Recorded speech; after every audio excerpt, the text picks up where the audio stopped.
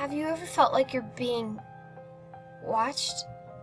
I know that's totally a cliche way to start a conversation, but I need help. My neighbor has a window that's at the same level as mine. Every morning I walk by that window and I can't help but feel like he's watching me. The window remains closed. It's always closed. But I just don't know. I don't really talk to him, but I've heard rumors from other neighbors. I've heard he's a drug dealer, he's a corrupt cop, he's not all there. He's around his 60s, so it would be perfectly logical to assume any of those of him. I do recall one time, a few years ago, the police, and a lot of them, came to his door. I peeked through the window and perhaps saw him for the first time outside of his own house. Of course, it was the middle of the night and all the police sirens had woke me up, so I went back to sleep. Sometimes I can hear my neighbor shouting at night. He sounds near, so I assume he stepped outside. I've seen him in the daytime, getting out of his car and lighting a cigarette. Every once in a while, in the few seconds I spend to peek at him, he'll almost immediately stare back, and I'll stumble away from the window.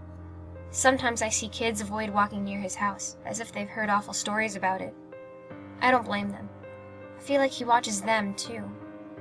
I'm scared for my other neighbors, especially the children. Even if he's watching the others at night, which I still don't have proof of, it's not enough to go to the police with. So I await the day I can call them to arrest him within reason. Night after night, my paranoia grows worse along with my insomnia. His window is always closed, and yet I always feel like I'm being watched. I haven't seen him come out in a few days. How does he do it? How does he watch me? And why does he watch me? I just don't feel safe, is all. But at the same time, I don't think I'm being fair either. I pack a paper bag of cookies and wander over to my neighbor's door. I knock a few times and take a step back. Maybe if I spoke with him directly, he could enlighten me of whatever truth I'm not seeing. "Hello?" I called. He didn't respond. I wanted to talk with you, sir.